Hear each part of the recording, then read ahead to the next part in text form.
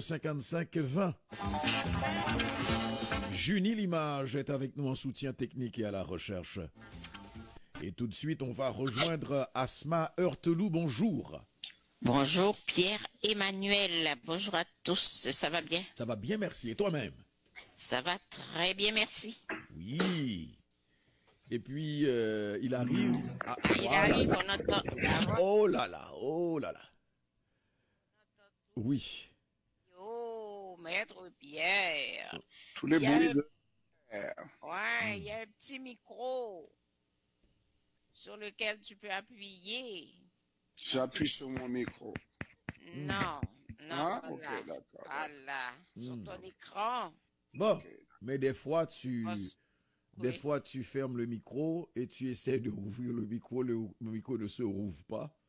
Je Il faut, rouvre pas. il vaut mieux trouver une autre solution. Je préfère le petit bruit. Oh, c'était un petit bruit ce matin. Non, c'est un gros bruit. Ah non. Ah, c'est un vacarme. Lancement de chaises, Oui. renversement de Oh, table. C'est mais là, Jean-Ernest Pierre, comment ça va? Moi, ça va toujours bien, même quand ça va mal, avec la pluie, ça va mal, mais ça va bien, quand même. Ouh là là. Oh là là. Hmm. Oh mon Dieu. N'insiste pas. Quel été! Attention, n'insiste pas, on n'est pas entre nous. On n'est pas entre nous, il y a de mauvaises oreilles. Tu sais. Hein. Mais ça, là, c'est un phénomène planétaire. Ah, oh. En Chine, il a fait 53, 52, ouais, autour de 53 degrés. Tu imagines, Asma? Le Japon, Ben oui. la co- Californie. Ah oui, c'est mais, partout, c'est à travers le monde. ouais. Mais Alors, Sauf Haïti il y a- qui est épargné. il a fait 46 degrés en Italie. Et je vais vous donner un petit scoop. OK. Une primaire. Ah, ouais. Ça, là, les changements atmosphériques vont amener aussi des changements profonds dans la population. Peut-être que nous ne le verrons pas dans les prochaines années. Tu sais qu'avec plus de chaleur, c'est comme lorsqu'on est au sud, ben la peau finit par se brunir. Il va y avoir un changement aussi dans la texture des peaux de personnes de couleur très blanche dans les prochaines années. Je ne sais pas qu'est-ce qui va arriver à ces gens qui ont déjà la couleur très foncée. Alors, L'inverse. ne posez pas la... Hein? L'inverse. Ça, c'est... Ne me posez pas la question. Non, mais je te donne la réponse. Tu as déjà la Non, mais réponse. c'est pas aussi simple. Ça sera un peu plus bronzé, mais c'est pas aussi simple. Parce que c'est un, comme vous le savez, c'est quelque chose, moi, qui est dans la constitution même des êtres humains, la mélatonine. Et c'est pas le soleil qui donne la mélatonine. Et regarde là, Jean-Emmanuel, à l'origine, tout le monde était très brun, très foncé, très noir. Et puis, avec les changements de température, avec l'éloignement, ben, il y en a qui ont pris de la couleur, n'est-ce pas? Et il y en a d'autres qui sont restés très bronzés.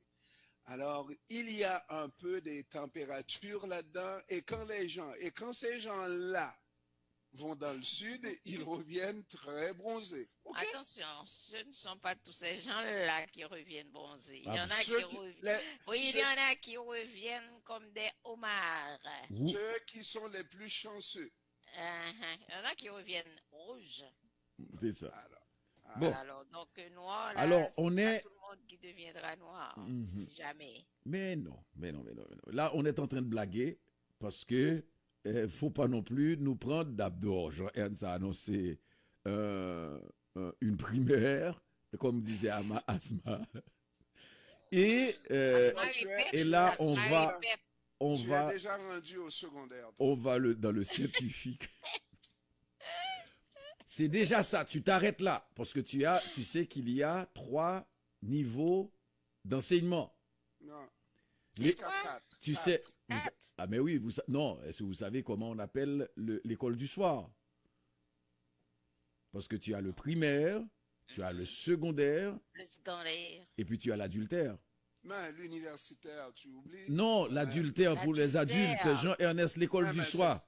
Même à l'école du soir, il y en a des jeunes qui sont mineurs qui vont à l'école du Non, soir. mais aussi, Jean-Ernest, c'est une blague. Bon Bon, Dieu. je sais que c'est une blague, mais on est au secondaire. Hein? Toi, tu es toujours au niveau primaire. Moi, je suis au secondaire. On Pourquoi sent- tu vexes le monsieur ce matin? C'est le Oh. chef Non, parce qu'il d'hôtellerie. reste au premier niveau. Le premier niveau, c'est le primaire. Moi, je vais au deuxième niveau. C'est Non, le secondaire. premier niveau, c'est le pré-maternel. Ah ben, mais là, tu ajoutes Sous, une couche. sous Ma- le gouvernement ma gra- caquiste. Ma grand-mère disait, Asma, Oui. la grandeur de mon parapluie empêche la bassesse de tes attaques et de tes insultes.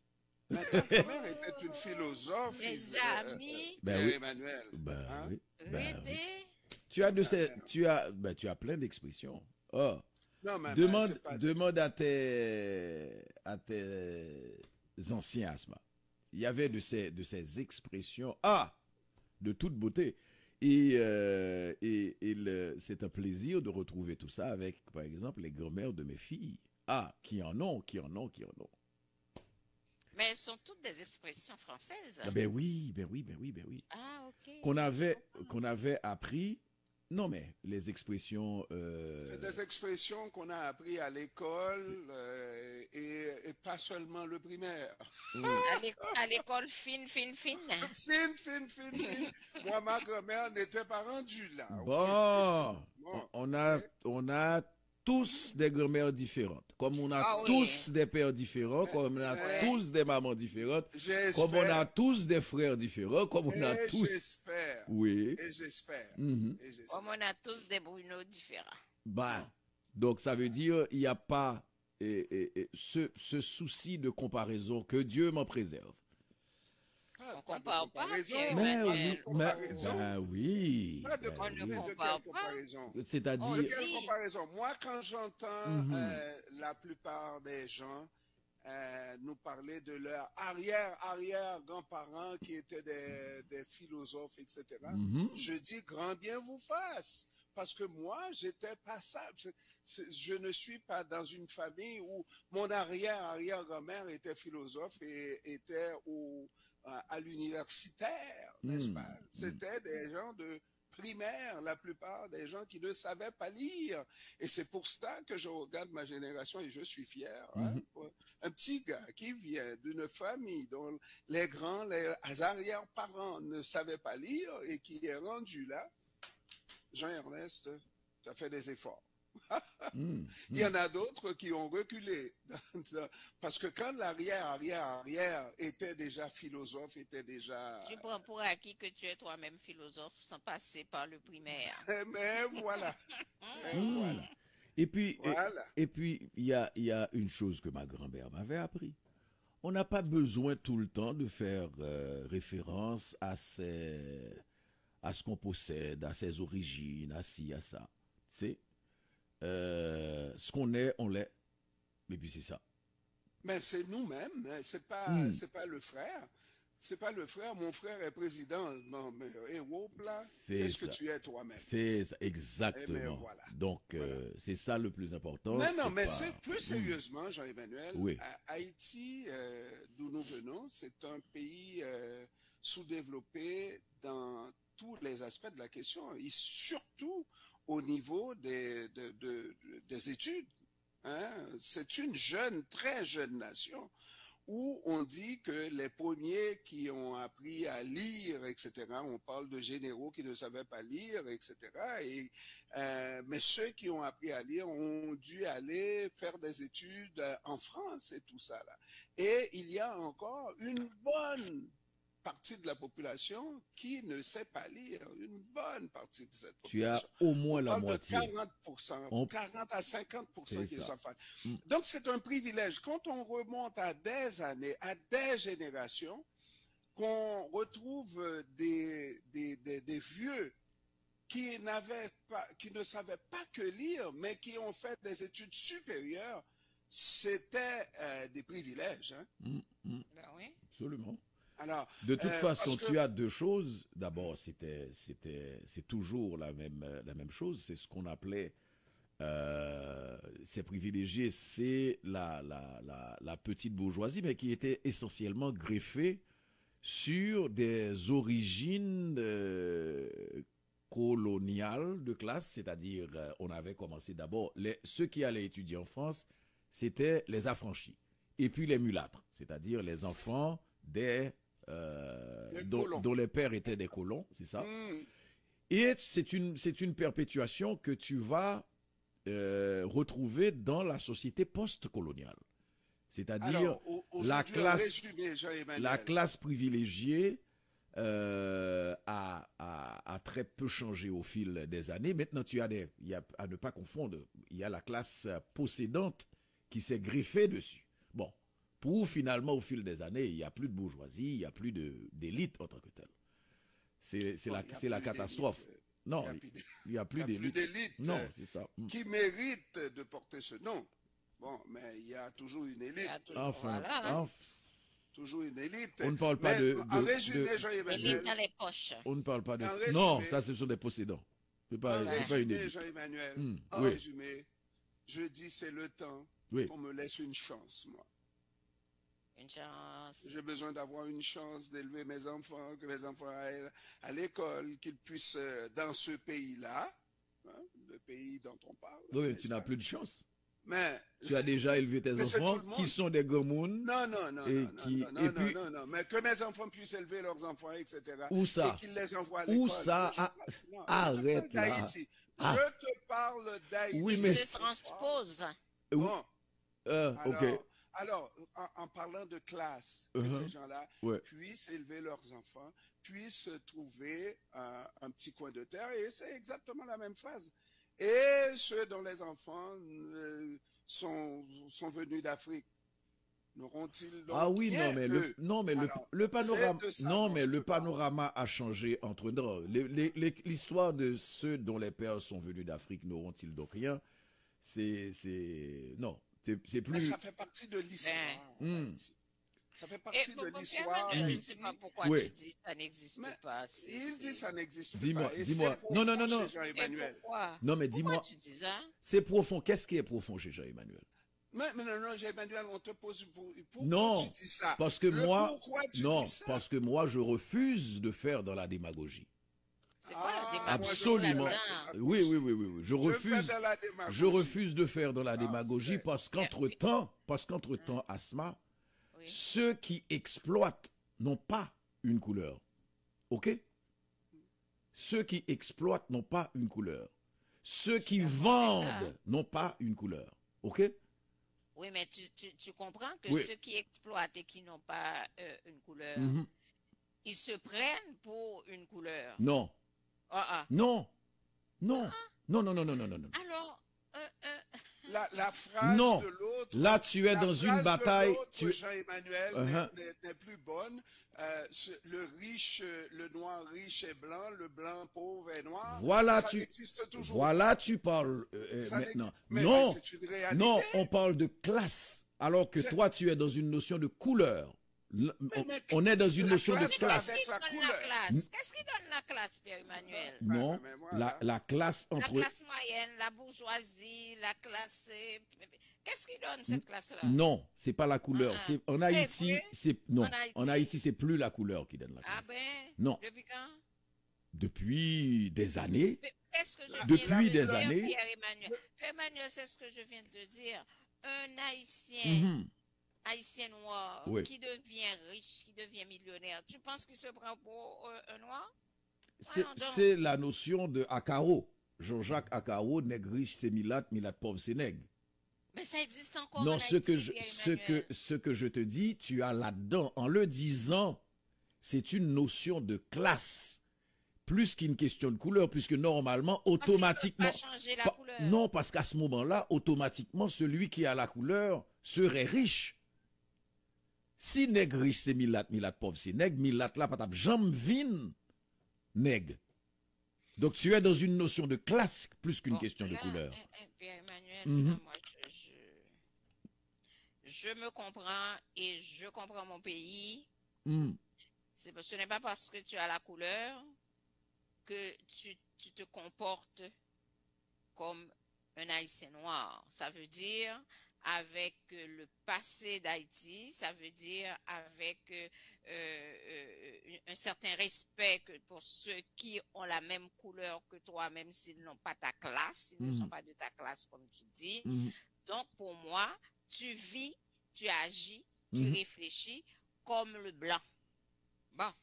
Et tes amis sont des blancs. Et si cette réalité, on l'a transposée ailleurs qu'Haïti. On reproduit la même chose. D'où la nécessité de se défaire des chaînes qui sont nombreuses. C'est-à-dire que la réalité de classe, ce souci de transposition, etc., on l'a sorti aussi d'Haïti. On le retrouve dans notre communauté haïtienne, entre autres choses à Montréal. Exactement la même chose.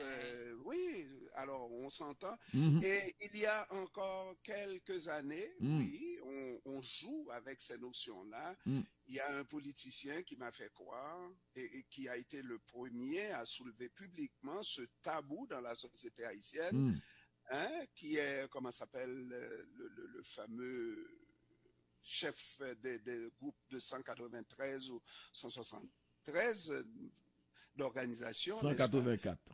Oui, 184. Je pose la question, comment il s'appelle? Donc, Aped, André Aped.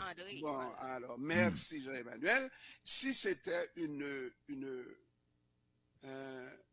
fiction, tout simplement, dans la société haïtienne, la question de couleur, il n'en ferait pas un enjeu de politique. Il a fait miroiter qu'il n'a pas exploité sitôt le départ d'Aristide. Ce n'est pas une fiction. J'ai pas compris, mais finis ton idée. Mais finis ton idée. Qu'est-ce que tu veux dire? Mon idée. Mais qu'est-ce que tu veux dire? Tu peux ne pas comprendre. André Aped, tu me dis que c'est comme cette réalité-là n'existe plus, de blanc et de noir, n'existe plus en Haïti. Mais je veux savoir qu'est-ce que André Aped vient chercher là. C'est ce que je te demande. Je te dis, voilà un enjeu qui a été soulevé à un moment précis de l'histoire d'Haïti par un politicien qui a fait miroiter, qui a dit que cette réalité-là doit arrêter, on doit vivre entre frères dans une nation. C'est ce que André Aped a fait miroiter, qu'il n'a pas exploité. Oui, mais qu'est-ce que tu veux me faire une entrevue? Non, qu'est-ce qu'on est en train du tout? Qu'est-ce qu'on est en train de se dire? Est-ce que la réalité... Tu es en train de dire que ça n'existe plus. Faux. Ah ben, Asma, qu'est-ce que tu as compris? Non, je vais dire... Non. Écoute ce que Asma a compris. Qu'est-ce que tu as compris, Asma? Non, j'ai compris que la question de couleur, ce n'est pas une question de classe et que ça a évolué en Haïti. C'est ce que j'ai compris. C'est ça. Dans le fond de ton affaire. C'est ça. Est-ce que ça veut dire, merci Asma, est-ce que ça veut dire que j'ai dit que le problème de couleur n'existe pas? Ben, c'est ce que j'ai compris, moi. Oh, que le problème de couleur n'existe pas. Dans le sens que le problème de couleur n'existe pas, ça veut dire que si tu es un noir, haïtien noir riche, ben, tu te comportes comme un haïtien noir riche. C'est ça. Tu ne te comportes pas comme un haïtien mulâtre. C'est ça. C'est exactement ça. C'est faux, Pierre-Emmanuel. C'est ton opinion. En Haïti aujourd'hui, un haïtien noir qui devient riche, très riche, il ne va pas se frotter avec un haïtien noir. Voilà. Non, ses amis sont des mulâtres. Et le mariage, effectivement, il est reçu en mulâtre. Voilà.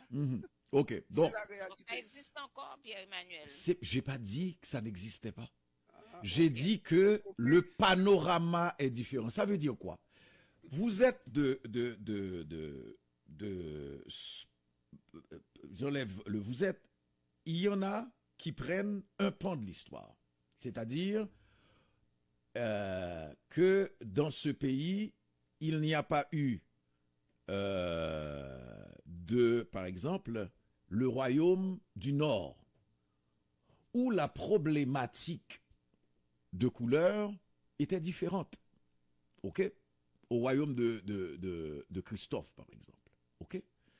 On va se servir d'un élément, parce que c'est la réalité. J'ai commencé par souligner que les privilégiés étaient ceux qui sont nés de, souvent, pas de couple mixte, mais de viol, etc. Et qui vont constituer cette classe qui va avoir cette possibilité d'aller à l'étranger étudier. Okay? Mais entre-temps, en défaisant l'histoire ou en remontant l'histoire pour arriver jusqu'à ces périodes dont on se parle, en 2023, est-ce qu'en Haïti, il y a encore des problèmes de couleur? Oui. Mais est-ce qu'en Haïti, le problème de couleur est un élément essentiel? Moi, je dis non. Alors, tu as un problème de classe, tu as un problème de mafia avec des couleurs mélangées. Tu avais des macoutes qui étaient tout aussi mulattes que blancs, que noirs, qui ont dirigé, qui ont volé, qui ont pillé, qui ont martyrisé, etc. Je dis que la bataille, pour moi, n'est pas une question de couleur. La bataille, pour moi, est une question de classe. C'est-à-dire que à la fois mulâtre et noir qui se mettent ensemble, ok, pour piller, pour voler, pour assassiner. Tu as une classe dirigeante et moi, mon approche, c'est une notion de classe qui n'est pas une question de couleur. Alors, essentiellement, le groupe dominant en Haïti, et on sait d'où vient la fortune de ces gens-là, n'est-ce pas? C'est dans la séparation des terres, n'est-ce pas? Et la fameuse phrase, et ceux dont les pères viennent d'Afrique n'auront-ils donc rien? Et on part une société sur une inégalité de couleur parce qu'ils sont nés de pères venus de France. Mais tu sais que cette phrase est déplacée. Ouais. Je reviendrai là-dessus. Alors, vas-y. Alors, on part avec ce handicap-là où les mulâtres ont obtenu les meilleures terres et ils partent avec une chance de plus que les noirs dans la société. Et ils étaient 5% au moment de la colonie et aujourd'hui ils sont encore de 5% dans cette colonie alors que les 95% sont noirs. Y a-t-il un mélange, une mixité dans cette société-là? Ce n'est pas vrai. Alors que le petit nègre qui va faire des efforts et qui, parce qu'entre-temps, on dira ce qu'on voudra, sous le régime de Duvalier, un peu avant, n'est-ce pas? On a commencé à parler de noiristes, etc. Parce que vous savez que même dans l'armée haïtienne, un noir ne pouvait pas atteindre des niveaux comme officier dans l'armée haïtienne, n'est-ce pas? Avant les Magloire, avant, comment s'appelle l'autre, avant Magloire, n'est-ce pas? Et certainement avec Duvalier, mais les mulâtres sont toujours là pour chercher les meilleurs avantages. Quand les Noirs ont commencé à obtenir des avantages politiques, mais les mulâtres vont se greffer à eux pour prendre encore ce qu'il y a de meilleur dans ce pays. Aujourd'hui, ceux qui dirigent là, on parle de Syro-Libanais qui dirigent le pays.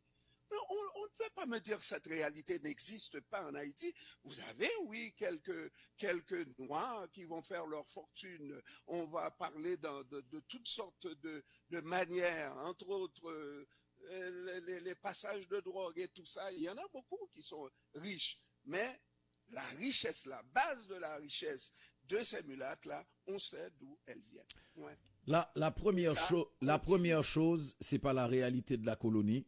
Je te prends sur ta dernière phrase, ça n'a rien à voir avec la colonie.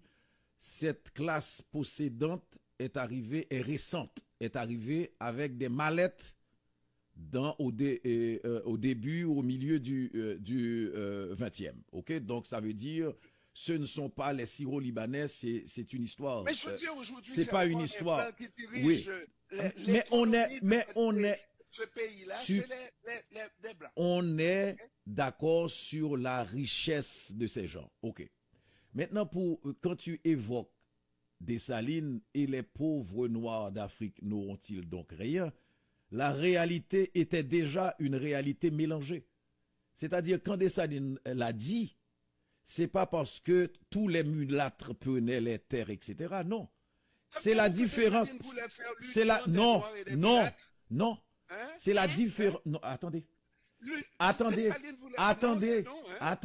Okay, là, ce que Dessalines disait, c'est parce qu'il y avait une différence déjà entre ceux qui sont venus d'Afrique et ceux qui sont nés dans la colonie et qui n'étaient pas des mulâtres. Qui étaient aussi ce que je t'apprends, tu as les Bossals, comme on les qualifiait, qui étaient venus d'Afrique, et les Danda, ceux qui sont nés dans la colonie. Et qui vont... Non, ce que je te dis, la phrase de Dessalines, il ne faut pas dire que c'est parce que les mulâtres peulaient tous les terres. Les mulâtres n'avaient pas cette autorité qu'on leur prêtait. OK? Les terres de Atiyeh dans l'Artibonite, etc., c'est quoi ça? Atiyeh est venu avec la terre. Jean-Ernest, tu parles d'un autre. Tu es dans la question de la phrase de Dessalines. Je te dis, c'était comme on va le perpétuer entre nous, Nègre-Namon et Nègre-la-Ville. C'est la réalité de ceux qui sont venus d'Afrique et ceux qui sont nés dans la colonie. Et on ne s'en est jamais défait. On ne s'en est jamais défait parce qu'il y a cette transmission. Parce qu'il y a cette transmission de chaîne qui s'est faite au fur et à mesure. C'est comme, est-ce qu'il y a une responsabilité historique? Oui, mais cherchons la responsabilité historique. Et puis, soit dit en passant, moi je suis un Haïtien et je n'ai jamais eu la question de couleur comme étant pour moi un porte-étendard. Parce que je sais que la réalité n'est pas une question de couleur.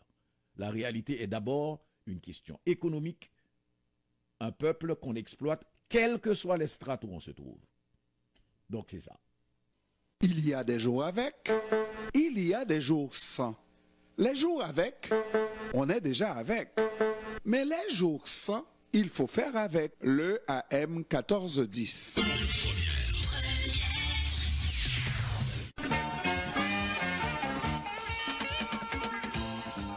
Retour dans cette actualité en mouvement. Jean-Ernest Pierre, raconte-nous. Oui, Jean-Emmanuel Pierre, mais avant de vous raconter, je tiens à vous féliciter, vous, Jean-Emmanuel, Asma Heurtelou, Jacques Bourgeois qui n'est pas là aujourd'hui, mais et féliciter aussi nos auditeurs qui sont privilégiés en parlant de privilèges. D'avoir une émission comme celle du matin où on arrive comme ça et puis sur un fly, en bon québécois, c'est ce qu'on dit, Jean-Emmanuel, ne me regarde pas dans les yeux, sur un fly, on part sur un fly comme ça et puis on fait un sujet extrêmement intéressant et extrêmement sensible qu'on n'abordera nulle part ailleurs, sinon sur CPAM. On part avec une idée farfelu de dire que les gens vont se brunir, les blancs vont se brunir, et puis voilà, on est allé sur un sujet extrêmement sensible en Haïti. Oui, c'est ça qui est ça. Félicitations à vous. Merci, félicitations à vous et à vous. Félicitations à toi, c'est toi qui viens avec les sujets amènent. C'est toi l'ameneur de controverses. Mais c'est toi qui emmène large dans mes sujets, Jean-Emmanuel. Zasma Heurtelou. Et si on avait Franz Walter... ce serait trop complexe. Ah, le Jean-Emmanuel. Asma, ce serait trop complexe. Ah là là, mais non, vraiment. Alors, si c'est un commentaire d'un auditeur ou d'une auditrice, on lui dit merci. Non, c'est mon commentaire à moi. Ok, merci, directeur. Non, mais c'est vrai. Merci. Et c'est pour ça que je dis que c'est partagé, parce que c'est le directeur qui amène les choses. Hier, il y a un sujet que tu voulais aborder. Ben c'est ça que Ok. Good. Vas-y. C'est ça. Alors, Asma n'était pas là et on a fait une petite réserve, Asma, spécialement pour toi, parce que tu connais notre communauté. C'est le projet, j'oublie toujours le nom de l'organisation de Pasteur Caillot, Dignité. Dans la dignité. Hein? Debout dans la dignité. Debout dans la dignité. Debout dans la dignité, qui vient avec la deuxième phase de son projet, qui consiste essentiellement à solliciter les Haïtiens pour obtenir jusqu'à 100 millions de dollars, 100 millions de dollars dans la diaspora haïtienne, pas seulement montréalaise, 100 millions qu'on devrait investir dans la police nationale, la PNH, j'imagine, pour donner beaucoup plus de capacité à cette police nationale, et essentiellement pour permettre à la communauté haïtienne de s'acheter une place autour de la table des décisions par rapport à Haïti. Je trouve l'idée géniale, super, parce que Pasteur Caillot, pas en entrevue, et c'est ça que je n'aime pas avec mon équipe du samedi, Jean-Emmanuel. Lorsque j'invite quelqu'un à la partie débat, la personne est en débat. Comme nous autres, on peut ne pas accepter l'idée annoncée ou apportée par l'invité, mais on rentre dans les débats, on ne lui pose pas de questions comme telles, on est d'accord ou on n'est pas d'accord avec son opinion. Donc, c'est à cette émission du samedi, Grâce Matinée, qu'il l'a dévoilé. C'est une question d'acheter une place autour de la table de décision. Maintenant, la question qui se pose tout de suite, est-ce que cette communauté haïtienne de la diaspora, je ne pose pas la question de la capacité de cette communauté. Je pense que la communauté a la capacité, mais est-ce qu'elle va faire confiance?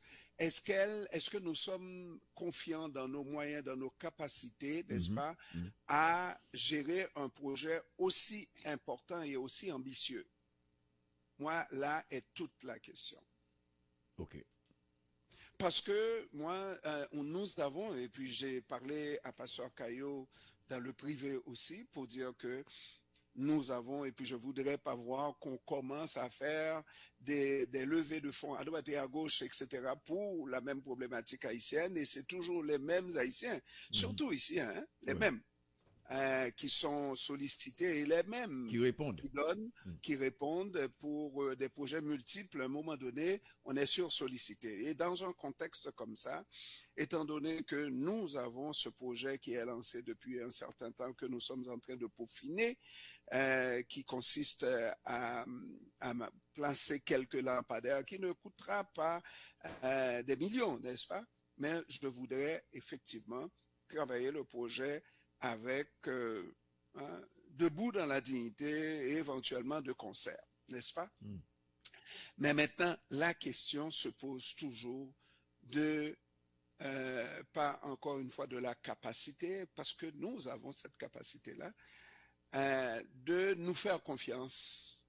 Et lorsqu'on entend parler de 100 millions, est-ce qu'automatiquement, on n'aura pas une certaine réticence? Quand il s'agit de 5 000 $, il n'y a pas de problème. Mais quand il s'agit de millions, Jean-Emmanuel, Asma, est-ce que vous pensez que ça va pouvoir se faire? Je souhaite. 100 millions $100 millions peut paraître beaucoup. Il faut comprendre que le SMIRN, enfin le Debout pour la dignité se trouve à Montréal.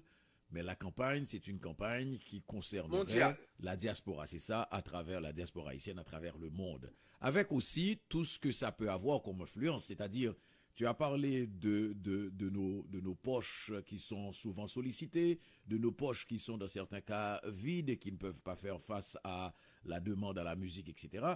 Mais c'est jouer aussi de toutes les influences que nous avons. C'est-à-dire que que Asma aurait un contact avec Madonna et que Madonna puisse donner, regarde le projet et que Madonna dise, OK, je donne 1 million, je donne 2 millions, quelqu'un qui a un contact avec Oprah ou donc ça veut dire c'est jouer d'influence, c'est pas seulement au niveau de la communauté. Quoique dans la démarche du pasteur Caillot, j'ai compris qu'on est assez nombreux entre nous pour faire la différence. Non, mais ce qu'il projette, c'est pas compliqué, c'est 1 million d'Haïtiens à $100. C'est ça, c'est ça. Quand on dit ça, et nous sommes au-delà de 4 millions dans la diaspora, donc le problème, parce que imaginez que je m'appelle Jean-Ernest ou qu'Asma soit Asma et l'autre, n'est-ce pas? Mais c'est $100. $100, il n'y a pas de quoi tuer un Haïtien, là. Et donc, c'est pas grand-chose. Mais est-ce qu'on va réussir à mobiliser 1 million d'Haïtiens pour le projet? Mais il n'y a pas eu 1 million d'Haïtiens lors de cette manifestation? À Brooklyn? Non, à pas la dernière. Non. À travers la diaspora, il y avait pas, ils n'ont pas mobilisé 1 million, non? Ici à Montréal, c'était 6 000. Donc, est-ce qu'aux États-Unis, ils étaient 60 000? Je ne sais pas. Mais je ne pense Mais pas. on est loin d'1 million. OK. Moi, je n'ai pas de difficulté avec ce projet-là, que je trouve qu'il fait du sens. Et puis bon, c'est pas très demandant. On parle de $100 et puis par haïtien et on peut rejoindre 1 million d'Haïtiens, je crois, pour un tel projet. La première chose, Jean-Ernst l'a souligné tout à l'heure, il y a ce groupe également de Montréal qui a ce projet de lampadaire. Okay? Pour lequel projet il va falloir qu'on fasse une levée de fonds. Alors, ce groupe qui a initié les manifestations. Tout à fait. Et ce groupe, je dois le mentionner à chaque fois. Le premier groupe, pas parce que je veux garder aucune paternité, mais c'est pour vous dire, quand vous faites quelque chose qui a du sens, vous dites quelque chose qui est logique, les gens écoutent et adoptent. C'était le premier groupe qui est arrivé avec ce discours. Nous, Haïtiens, nous devons faire partie de la solution d'Haïti. Le premier qui est parti avec. Et presque tous les autres demandaient une intervention, presque de l'international. C'est ça. Et ouverture sans couleur politique. Enfin, la question de couleur revient encore. Excuse-moi. Alors, ça, sans bannière politique. Alors, on a maintenu, ils ont maintenu, ce groupe a maintenu le momentum. En ce sens, oui. Maintenant, moi, mon questionnement. Donc, ça veut dire que je suis pour un tel projet à l'haïtienne. Maintenant, mon questionnement est le suivant. Quel outil aurons-nous pour forcer la note à ce qu'on nous accepte autour de la table avec notre 100 millions? Est-ce que le Canada qui prend le lead de cette résolution de l'ONU avec une force qui ne soit pas onusienne, est-ce que le Canada est obligé ou sera favorable à ce qu'on dépose notre 100 millions sur la table et qu'on soit assis autour de la table? Non. Alors, moi-même, je crois, très honnêtement, que si on a 100 millions, parce que j'ai posé la question à savoir dans quel type de lien qu'on peut avoir, parce qu'on est un groupe de pression de la société civile, à quel type de relation qu'on peut avoir avec l'État, le gouvernement par rapport à l'argent. Je crois que la chose pourrait se faire autrement. Exemple, la PNH a besoin d'équipements militaires. Oui, c'est ce que j'avais retenu aussi. Oui. A besoin d'équipements militaires et nous pouvons intervenir d'une certaine manière auprès de ces équipementiers pour acheter des équipements, etc. Et c'est une bonne chose parce que la question de sécurité doit être omniprésente dans nos démarches. C'est d'abord et avant tout le plus important. Je vais vous perdre. Je vous laisse dire parce que je vais vous perdre. Et à partir du moment où ces équipements seraient achetés ou etc. Étant donné que c'est l'argent qui va rester au Canada, je pense que le gouvernement du Canada serait favorable et on ne verra plus la communauté du même œil. Et en passant, étant donné que l'heure nous fait la guerre pour une fois, en passant, j'ai pris contact avec un groupe de la société civile pour la ville des Gonaïves, et les gens des Gonaïves doivent savoir ça, qui, de la diaspora étant, commandent des lampadaires et installent des lampadaires à Gonaïves. À Gonaïves. Magnifique, magnifique. Et qui continuent, imaginez pour les gens qui savent, la prochaine installation qu'ils vont faire va partir des casernes des Gonaïves, à peu près, les gens voient, pour ce qui jusqu'à tout la borde. Ça, c'est vraiment là, au moins, je dirais, 4 à 5 kilomètres. Magnifique. Donc, notre projet est faisable, et étant donné aussi, nous le savions, Jean-Emmanuel, notre expérience à Petite-Rivière-de-Nip, n'est-ce pas? On le sait que c'est faisable, mais ça nous prend du support, le support un peu de tout le monde. Absolument. Jean-Ernest Pierre, merci beaucoup. Vous n'avez pas répondu à ma question, je reviendrai demain. Oui, on va revenir à demain, mais ta question, c'était quoi déjà avant que... Ah, mais c'est correct, demain. Avant que tu ne sois coupé, c'était quoi, rapidement? Non, c'est bon, demain. Donne-nous la chance de réfléchir à la chose. Demain. Non, mais elle a dit comment on va allonger cet argent-là au gouvernement canadien. Ah non. Je pense avoir répondu. Est-ce que c'est une question d'argent qui fait que on décide à notre place? Oui, mais en agissant sur le terrain de manière concrète, en agissant de manière concrète et significative sur le terrain, tu deviens un partenaire important. C'est là que le Canada, c'est là que le Canada va faire preuve de bonne volonté. Oui, parce que tu arrêtes de tendre ton couille.